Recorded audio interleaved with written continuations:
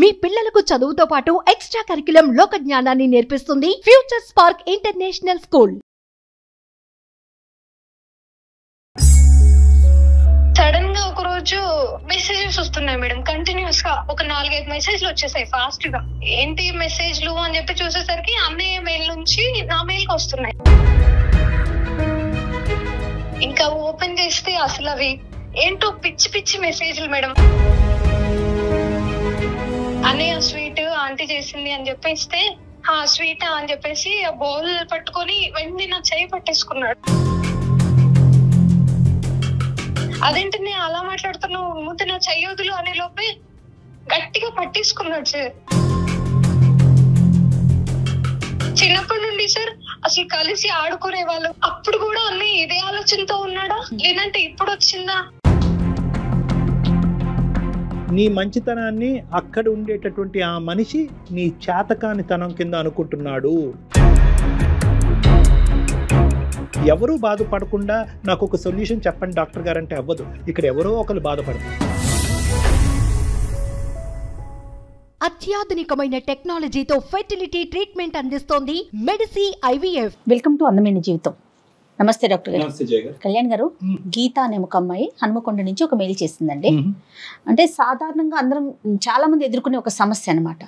కానీ వయసు వలన తను ఎలా ఎక్స్ప్రెస్ చేయాలి, ఏం చేయాలి, చెప్పాలా వద్దా, చెప్తే ఏదో జరిగిపోతుందని ముందుగానే ఊహించేసుకొని భయపడిపోతుంది. ఉన్న రిలేషన్స్ కట్ అయిపోతాయేమో అంటే ఎక్కడికెక్కడికో ఊహ, సరైన అవగాహన లేకపోవటమేమో అనిపించింది నాకు ఆ మెయిల్ చేసినాక. అయితే నెంబర్ పెట్టిందండి, ఒకసారి కాల్ చేస్తాను. తప్పకుండా చేయండి. కానీ విచిత్రమైన మనస్తత్వాలు, వింత ఆలోచనలు కళ్యాణ్ గారు. ఎవరికి తోచింది వాళ్ళు అదే కరెక్ట్, ఇంకా ఆ సర్కిల్లోనే ఉండిపోతున్నారు. హలో హలో, ఎవరండి? గీత అండి, నేను సుమన్ టీవీ నుంచి మాట్లాడుతున్నానండి. అవునండి గీతానే. హాయ్ మ్యామ్, నేనే మెయిల్ చేసింది. రైట్ గీత గారు, చూసానండి మీ మెయిల్. నేను డాక్టర్ కళ్యాణ్ గారు కూడా ఉన్నారు నాతో పాటు. Sir good afternoon sir. మాట్లాడొచ్చా గీత మీతో? మాట్లాడొచ్చు మ్యామ్, ఇబ్బంది ఏంటి. రైట్, చెప్పండి గీత, మీ వయసు ఎంతమ్మా, మీరు ఏ ఊరు నుంచి మాట్లాడుతున్నారు? సార్ మాది వరంగల్ దగ్గర హనుమకొండ సార్. నేను డిగ్రీ సెకండ్ ఇయర్ చదువుతున్నాను సార్. నాది ఒక విచిత్రమైన సమస్య సార్. దీన్ని అసలు సమస్య అనాలా అనకూడదా కూడా నాకు అర్థం కావట్లేదు సార్ అసలు.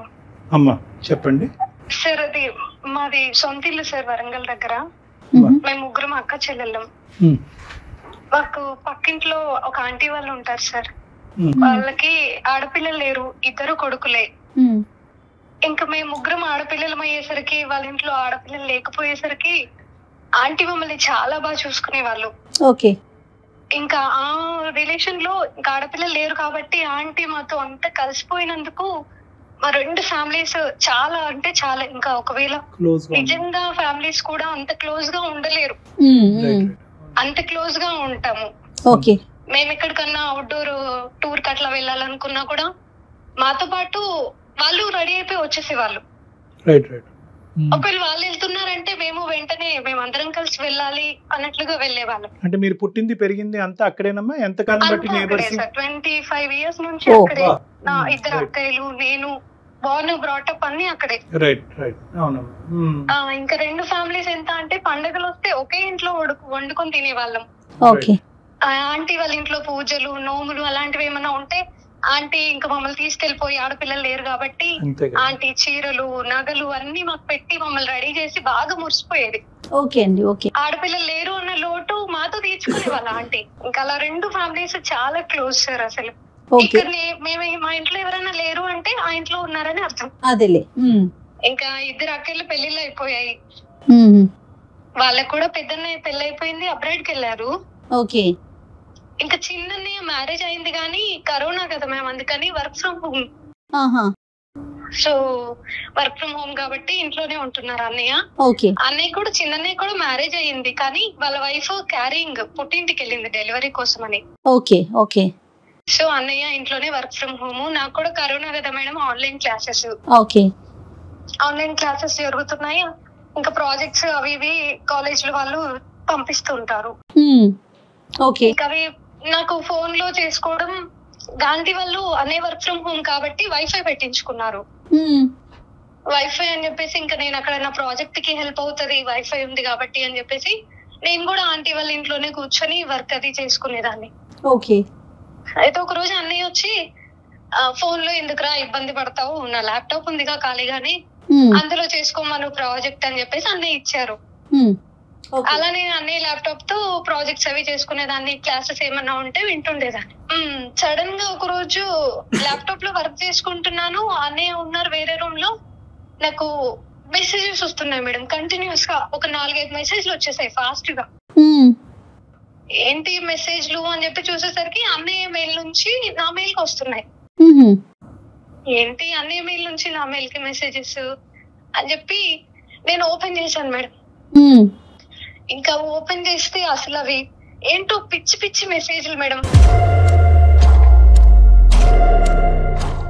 అసలు ఏం అర్థం కాలేదు ఒక క్షణం. చాలా వల్గర్ గా ఏవేవో అసలు అవి నేను చెప్పడానికి కూడా వీల్లేదు. నేను అవి చూడలేక మధ్యలోనే ఆపేసి ఒకసారి ఒక క్షణం డౌట్ వచ్చింది, అదేంటి అన్నయ్య మెయిల్ నుంచి ఇలాంటివి రావడం, అన్నయ్య ల్యాప్టాప్ కదా వేరే వాళ్ళు ఎవరన్నా వేరే ఏదన్నా అయి ఉంటది నాకు పంపిండరు అని మళ్ళీ ఒకసారి చెక్ చేసుకున్నా. చూస్తే అన్నయ్య మెయిల్ నుంచి నా మెయిల్ కే వచ్చాయి, అది షూర్ కన్ఫర్మ్ అయింది. ఓకే అండి. అవి చూస్తే వీడియోస్ ఏంటో పిచ్చి పిచ్చి వీడియోలు మెసేజ్లు, అసలు నాకు ఇంకా ఏమి చెమటలు పట్టేస్తున్నాయి, వణుకు పుట్టింది, అసలు ఏం అర్థం కావట్లేదు. అన్నయ్య ఏంటి ఇలాంటి మెసేజ్లు ఏంటి అని చెప్పేసి చాలా భయం వేసింది. ఓకే. ఇంకా వెంటనే ల్యాప్టాప్ అక్కడే వదిలేసి పరిగెత్తుకుంటూ మా ఇంట్లోకి వచ్చేసా. ఇంట్లోకి వచ్చేసి ఇంకా నేను ఆలోచించుకుంటుంటే నాకు అసలు ఏమి అన్నయ్య ఏంటి ఇలా పంపడం ఏంటి అన్నయ్యేనా అని అసలు ఏం అర్థం కాక ఇదేదో అసలు అర్థం కావట్లేదు అని చెప్పేసి ఇంకా టెన్షన్ లో అసలు ఇంకా నేను వాళ్ళ ఇంటికి వెళ్ళకూడదు అని ఆ టైంలో డెసిషన్ తీసుకొని ఒక 2 days వెళ్ళడం మానేశాను. ఓకే.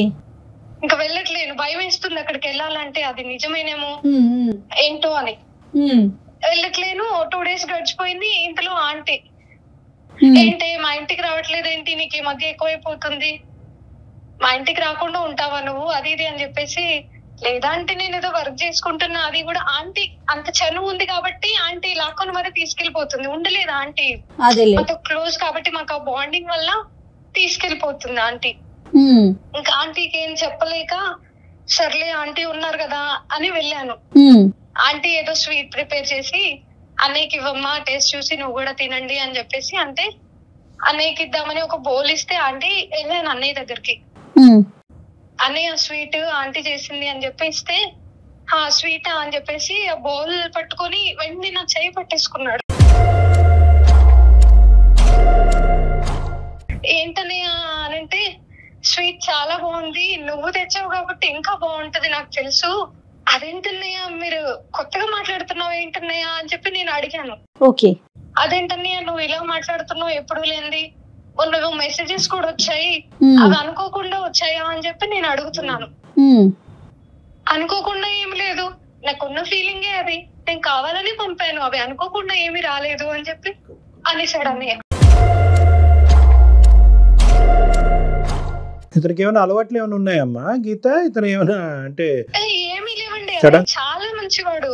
ఇంత సడన్ ట్రాన్స్ఫర్మేషన్ ఒక వ్యక్తిలో రావడానికి అంటే ఏమీ లేవండి. వాళ్ళ వైఫ్ ని కూడా చాలా బాగా చూసుకుంటారు, వాళ్ళిద్దరు కూడా చాలా హ్యాపీగా ఉంటారు.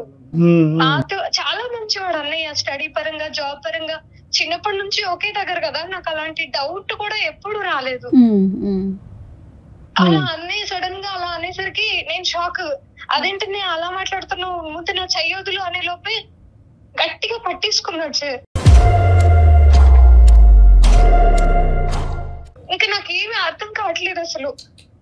వదిలన్నయ్య నాకు, నేను ఇలా అనుకోలేదు ఎప్పుడు అనంటే ఏమవుతుంది, తప్పేముంది దీంట్లో, మనం ఏం బయాలజికల్ గా బ్రదర్ అండ్ సిస్టర్ కాదు కదా, జస్ట్ పక్కింట్లో ఉంటారు. అన్నయ్య అనుకున్నారు కాబట్టి అన్నయ్యని గాని సొంత అన్నయ్యని కాదు కదా, ఇందులో తప్పేమీ లేదు అని చెప్పేసి. ఓకే. ఈ ధైర్యం చేసుకుని ఎప్పటి నుంచి అన్నయ్య నీకు నా మీద ఇటువంటి ఫీలింగ్ ఉందన్న ప్రశ్న ఎప్పుడు అడిగావమ్మా? అడిగేంత ఛాన్స్ రాలేదు సార్. ఆ రోజు ఏమైందంటే గట్టిగా పట్టేసుకొని అలా అనేసరికి నాకు వదిలించుకోవడానికి నా ఇంట్రెస్ట్ అంతా వదిలించుకొని నేను ఇక్కడ నుంచి వెళ్ళిపోవాలి ఫాస్ట్ గా అని గట్టిగా అరుద్దామంటే ఆంటీ ఉన్నారు.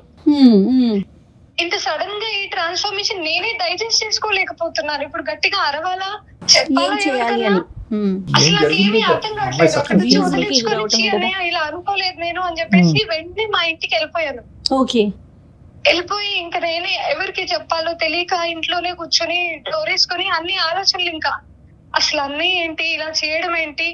చిన్నప్పటి నుండి సార్ అసలు కలిసి ఆడుకునే వాళ్ళం, కొట్టుకొని తిట్టుకొని అదేనమ్మా. మీద పడి రక్కేసుకొని ఎలా ఉంటది సార్, ఇంకా బ్రదర్ అండ్ సిస్టర్ అంటే Of course. అందరం కలిసి అసలు మీద పడి రక్కేసేదాన్ని నేనైతే. అవన్నీ తలుచుకుంటుంటే అసలు అప్పుడు కూడా అన్నీ ఇదే ఆలోచనతో ఉన్నాడా, లేదంటే ఇప్పుడు వచ్చిందా, నాకే తెలియక నేను అలా మీద పడిపోయానా అని చెప్పి అది నాకే కంపరంగా అనిపిస్తుంది సార్. అసలు అది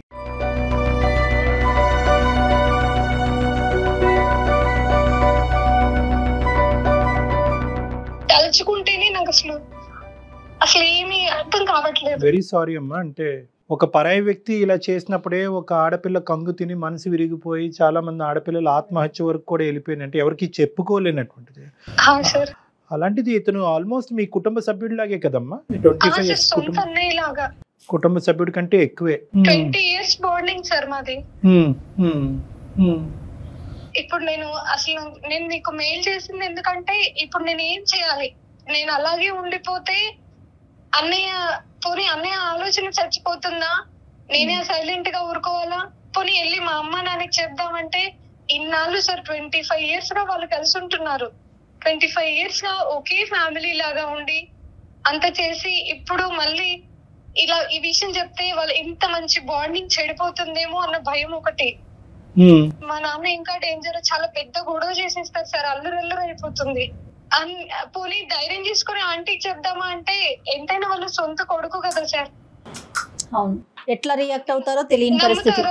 తెలీదు. నమ్ముతారా ఆంటీ, నమ్మి నాకు సపోర్ట్ చేస్తారా, లేదంటే రివర్స్ లో నా కొడుకు మంచివాడే, నీకే ఇలాంటి ఆలోచన ఏమైనా ఉందేమో అని నన్నే అనుమానిస్తారా అని చెప్పి అదొక భయం. కానీ గీత అమ్మ, ఒకటి ఇక్కడ ఏంటంటే అజంప్షన్స్ వర్సెస్ రియాలిటీ.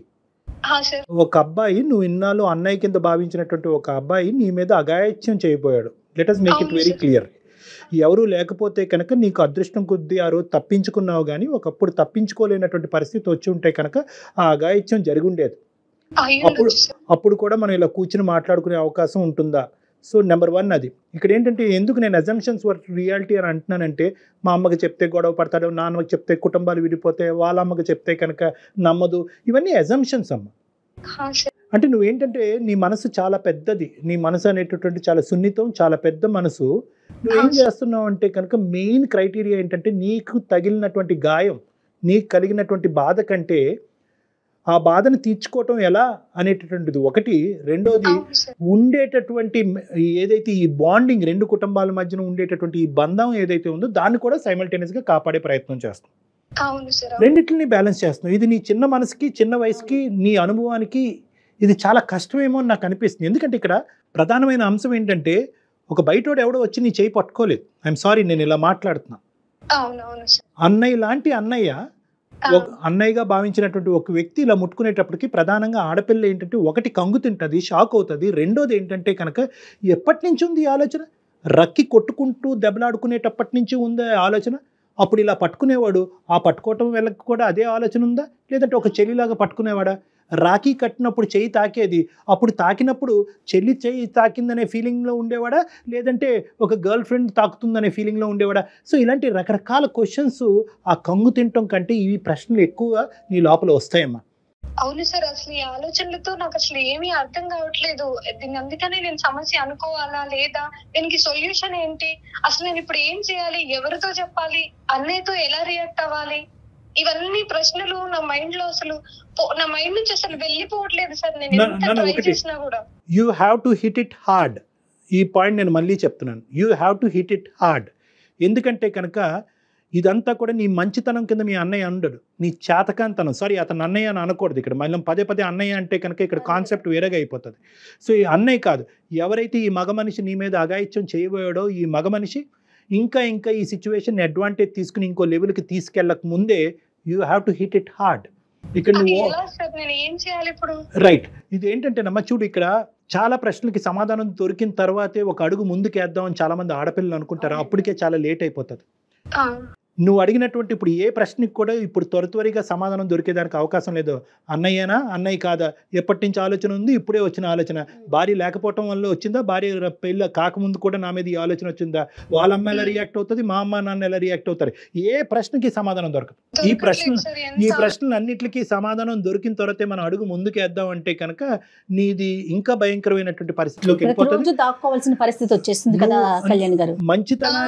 నీ మంచితనాన్ని అక్కడ ఉండేటటువంటి ఆ మనిషి నీ చేతకానితనం కింద అనుకుంటున్నాడు. నీ చేతకానితనం అంటే కనుక ఇక్కడ విక్టిమైజేషన్, నిన్ను విక్టిమ్ కింద చూసి ఇంకా నీ మీద ఇంకా పులిపంజా వేసి నిన్ను ఇంకా గ్రిప్లో లాక్కునే ప్రయత్నం చేస్తాడు. ఇక్కడ ఏంటంటే హిట్ ఇట్ హార్డ్ అని నేను ఎందుకు అంటున్నానంటేనమ్మా, ఇక్కడ సున్నితంగా ఉందాం, జాగ్రత్తగా వేద్దాం అనేది కాదు. ఇక్కడ ఏంటంటే you have to seek help. ఇక్కడ నువ్వు నీకు చేతకానటువంటి ఒక అంశం, నీ చేతుల మీదుగా సొల్యూషన్ ఐడెంటిఫై చేయలేనటువంటి ఒక అంశానికి ఖచ్చితంగా everything comes after your parents. అందుగురించి ప్రతి ఆడపిల్లకి మనం ఇదే చెప్తూ ఉంటాం. అన్నయ్యగా భావిస్తూ దగ్గరకు వచ్చే వ్యక్తి అయినా, అన్నయ్య కాకుండా ఇంకో విధంగా పరిచయం చేసుకునే ఒక వ్యక్తి అయినా, స్కూల్ దగ్గర పరిచయం అయినా, కాలేజీలో పరిచయం అయినా, బస్సులో పరిచయం అయినా, మీ తల్లిదండ్రులకి తెలియపరచండి అనేది ప్రధానంగా మనం చెప్తాం. మా అమ్మ నాన్న కోప్పడతారేమో, ఇవన్నీ సెకండరీ అమ్మ. Sentiments are secondary. Security is priority. నీ సెక్యూరిటీ అనేటటువంటిది ఇక్కడ ప్రయారిటీ. కాబట్టి ఫస్ట్ మీ తల్లిదండ్రుల తర్వాత ఎవరో కాబట్టి మీ తల్లిదండ్రులకి ఇది చెప్పండి. ఏ విధంగా చెప్తారు అంటే కనుక ఇక్కడ మీరు చెప్పే విధానం కూడా జాగ్రత్తగా చెప్పండి.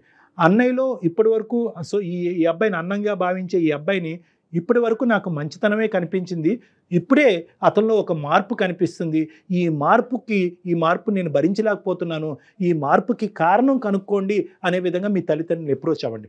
అంటే ఏంటంటే ఈ వ్యక్తి చెడ్డోడు అని నీకు అనిపించినా కూడా ఆ చెడ్డగా నువ్వు మాకు చెప్పిన విధంగా వాళ్ళకి నువ్వు చెప్తే చిత్రీకరిస్తే వాళ్ళకి పగ ప్రతీకారం అంతా రగిలిపోయి నువ్వు ఏదైతే జరగకూడదు అనుకుంటున్నావో ఈ రెండు కుటుంబాల మధ్యన విద్వేషాలు, వైషమ్యాలు అవన్నీ వచ్చి ఈ 20 సంవత్సరాల పాటు ఈ బంధం అనేటటువంటిది తెగిపోతుంది. అంటే ఓన్లీ చేంజెస్ కనిపిస్తున్నాయి అని మాత్రమే చెప్పమంటారా? ఈ విధంగా ప్రవర్తిస్తున్నాడు, ఈ విధంగా ఆలోచిస్తున్నాడు, అతనికి ఏమైనా ప్రాబ్లం ఏమో, అతనికి ఎవరన్నా అతను తెలియట్లేదేమో, అతనికి ఎవరన్నా కౌన్సిలింగ్ చేయాలేమో అనేటటువంటి. ఎందుకంటే నువ్వు మా దగ్గరికి ఎందుకు వచ్చావమ్మా, ఎందుకు వచ్చావు సార్, ఈ రెండు కుటుంబాల మధ్యన ఏమైనా పర్వాలేదు, వాడికి బుద్ధి చెప్పాలి నేను, సో మా అమ్మ నాన్నతో నేను చెప్తాను, వాడికి గట్టిగా మా అమ్మ నాన్న చేత బుద్ధి చెప్పిస్తాను అని రాలే మా దగ్గరికి ఎందుకు వచ్చావు నువ్వు? ఈ రోజు చాలా మెచ్యూర్డ్గా అడుగుతుంది కదా, చాలా మెచ్యూర్డ్గా అడుగుతున్నావు. ఆ బాండింగ్, ఆ రెండు కుటుంబాల మధ్యన బాండింగ్ మెయింటైన్ అవ్వాలి. అట్ ద సేమ్ టైం ఇతనికి ఒక కొద్ది బుద్ధి చెప్పాలి, కొద్ది గడ్డి పెట్టాలి అనే విధంగా కూడా చెప్తున్నాం. సో ఇది మాకు ఆటోమేటిక్గా ఏంటంటే మా టీంకి, నాకు జయ గారికి ఇది ఒక సెన్సిటివ్ ఇష్యూ కింద ఆటోమేటిక్గా మాకు మారిపోతుంది. కాబట్టి నువ్వు ఏ విధంగా మీ పేరెంట్స్ దగ్గరికి తీసుకెళ్తావు, ఏ విధంగా మీ పేరెంట్స్ ద్వారా ఆ అబ్బాయితో మాట్లాడిస్తావు అనేటటువంటి విధాన పద్ధతి కూడా నేను నీకు చెప్తున్నా. ఓకేనమ్మా? సో ఇదేంటంటే అన్నయ్యలో నేను ఎప్పుడు చూడలేదు. Obviously that is the truth. ఇప్పుడు వరకు నువ్వు ఈ అన్నయ్యలో, ఈ అబ్బాయిలో నువ్వు ఎప్పుడు ఈ తప్పు విధంగా చూడలేదు. సడన్ గా వచ్చింది. ఎక్కడి నుంచి వచ్చింది, ఎందుకు వచ్చింది, ఎలా ఇన్ఫ్లుయెన్స్ అయ్యాడు, ఎప్పటి నుంచి అనుకుంటున్నాడు అనే అంశాన్ని మీ పేరెంట్స్ వరకు తీసుకెళ్ళి ఇదంతా చెప్పి మీ పేరెంట్స్ ద్వారా అతనికి ఒక బుద్ధి చెప్పేటటువంటి ప్రయత్నం చేయండి. ఏమా, ఒకప్పుడు వర్స్ట్ కమ్ సినారియో, నేను ఇది కూడా చెప్తున్నాను, వర్స్ట్ కమ్ సినారియో ఇది అక్కడితో ఇంకో లెవెల్ గొడవ కింద మారి రెండు కుటుంబాల మధ్యన ఒక డిఫరెన్సెస్ ఏర్పడినా కూడా అది తప్పు లేదు. ఎందుకంటే నీ సెక్యూరిటీకి మించినటువంటిది ఏదీ లేదు, నీ మానసిక శారీరక సెక్యూరిటీ స్థైర్యానికి మించినటువంటిది ఏదీ లేదు. కాబట్టి ఒకప్పుడు ఆ పరిస్థితి వచ్చినా కూడా అట్లీస్ట్ నువ్వు సేఫ్గా మీ పేరెంట్స్ దగ్గర ఉన్నావు అనేటటువంటి ఆలోచన మాకు, మీ కుటుంబ సభ్యులందరికీ ఒక హ్యాపీనెస్ చేయాల్సిన అవసరం అయితే ఉందాం. చెప్పాలమ్మా. It's a delicate issue, you have to tell. వాళ్ళ అమ్మతో చెప్తే ఎలా రియాక్ట్ అవుతుందో మనకు తెలియదు. ఎందుకంటే వాళ్ళ అమ్మ నిన్ను ఎంత బాగా చూసుకున్నా వాళ్ళ అమ్మ మీ అమ్మ కాదు. మీ అమ్మగారే మీ అమ్మగారు, మీ నాన్నగారే మీ నాన్నగారు. కాబట్టి వీళ్ళకి మనసిప్పి మాట్లాడండి అని చెప్తున్నానమ్మా.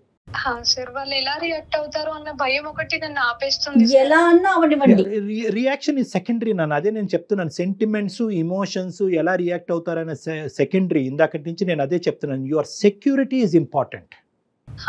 నీ సెక్యూరిటీ ఇంపార్టెంట్. రేపొద్దున ఆ అబ్బాయి ఇలా ముందుకు రావడానికి కూడా ప్రధానమైన కారణం ఏంటంటే, అరే 25 సంవత్సరాల పాటు ఒక బాండింగ్ ఏర్పడిన తర్వాత ఈ అమ్మాయి పోయి ఎవరికి చెప్పుకుంటుందిలే అనేటటువంటి ఆలోచనతోనే ఆ అబ్బాయి అంత ఇంట్లో వాళ్ళ తల్లి ఉండగా కూడా నీ చేయి పట్టుకున్నాడు, ఇంకా శృతి మించేటటువంటి ప్రయత్నం చేశాడు. కాబట్టి ఒక టైంలో నేను ఇక్కడ నుంచి వెళ్ళిపోదామా అనుకుంటే ఎటో కాకుండా డిగ్రీ సెకండ్ ఇయర్ కదా సార్, 2 years ఉండాల్సింది, ఏదైనా హాస్టల్కి వెళ్ళి జాబ్ చేసుకుందామా, ఇక్కడ నుంచి వెళ్ళిపోతే ఇలాంటివి ఉండవు కదా అన్నయ్యకి అని కూడా ఆలోచించాను. కానీ నాకు ఆ సొల్యూషన్ కూడా లేదు, ఇప్పుడు నాకు ఆ ఛాన్స్ కూడా లేదు సార్. అందుకని అసలు ఏం చేయాలో అర్థం కాక మీకు మెయిల్ చేశాను. కానీ చాలా మంచి పని చేశారండి మెయిల్ చేసి.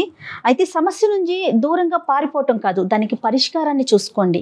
దాన్ని ఎక్కడితో కట్ చేయాలి, ఎంత దూరం పరిగెడతాం కదా, సో దానికి పరిష్కారాన్ని ఆలోచించాలి. చాలా హ్యాపీగా అనిపిస్తుంది మెయిల్ చూసాక నాకు. చాలా డేర్ చేసి తను చాలా డేర్ చేసి మనకి మెయిల్ చేసింది. మా అమ్మ నాన్న వాళ్ళకి వెళ్ళి దీన్ని చెప్పండి ఇప్పుడు చూడమ్మా, ప్రతి ప్రాబ్లం కి ఎవరు బాధపడినటువంటి సొల్యూషన్ దొరకటం కష్టం అమ్మా. ఎస్పెషల్లీ ఏంటంటే రిలేషన్షిప్ ఇష్యూస్ లో ఎవరు బాధపడకుండా నాకు ఒక సొల్యూషన్ చెప్పండి డాక్టర్ గారు అంటే అవ్వదు. ఇక్కడ ఎవరో ఒకరు బాధపడతారు. ఆ బాధపడేటటువంటిది వాళ్ళు బహుశా ఆ బాధ ద్వారా ఒక పాఠం నేర్చుకుని వేరే ఆడపిల్లలతో అన్యాయం జరగకుండా వ్యవహరించగలిగేటటువంటి శైలి నువ్వు తీసుకునే స్టెప్ వల్ల ఏర్పడుతుంది. ఇంకో అంశం ముఖ్యంగా ఏంటంటే, ఈ అబ్బాయి నీతోనేనా వేరే ఆడవాళ్ళతో కూడా ఇలా ప్రవర్తించి వాళ్ళ ఇంట్లో ఉండే భార్యకి చూడకుండా ఆవిడకి అన్యాయం చేస్తున్నాడు అనే అంశాన్ని కూడా ఈరోజు నువ్వు మంచి చేసేదానివే అవుతావు, కానీ వాళ్ళకి నొప్పి కలిగించినా కూడా చెడు చేసిందాను అవ్వమ్మ నువ్వు.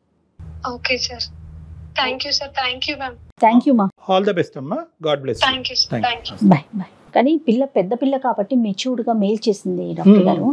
చిన్న పిల్లలండి, పసిపిల్లలు అబ్యూస్ కి గురయ్యి చెప్పుకోలేకపోవడం.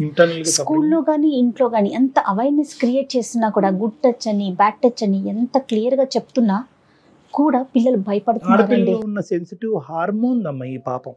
ఈ పాపం అంతా కూడా ఏంటంటే ఆడపిల్లకి ఇప్పుడు ఎగ్జాక్ట్ గా ఇప్పుడు మన గీత ఏదైతే భాష వాడిందో అది చంటి పిల్ల ఒక 5-6 సంవత్సరాల ఆడపిల్ల నుంచి ఒక 20-30 సంవత్సరాలు వచ్చేటటువంటి ఆడదాని వరకు ఇదే హార్మోనల్ సెన్సిటివిటీ. అందరినీ బ్యాలెన్స్డ్గా చూడాలి, శత్రువులో కూడా దేవుణ్ణి చూడాలి, ఎవరికి నొప్పి కలిగించకూడదు. నా చెయ్యి పట్టుకున్నాడంటే కనుక వాడికి ఏదో పిచ్చి పట్టో లేదంటే ఏదో అయ్యో నా చెయ్యి పట్టుకున్నాడు వాడికి ఒక బుద్ధి చెప్పాలి అని అనుకుంటారే కానీ వాడిని పనిష్ చేయాలి అని అనుకోరు. సో ఈ బ్యాలెన్స్ తెచ్చేటటువంటి ప్రయత్నంలోనే ఆడపిల్లలు పదే అఘాయిత్యాలకు లోనవుతున్నారు. వయసుతో సంబంధం ఉండట్లేదు, మన భేదాలు ఉండట్లేదు, చుట్టాలు, బాబాయిలు, మేనమామలు, కజిన్స్ చాలా ఇబ్బందులు పడుతున్నారు. కానీ చాలా అప్రిషియేట్ చేయాలండి ఈ పిల్లని మాత్రం. నాకు చాలా హ్యాపీగా అనిపిస్తుంది.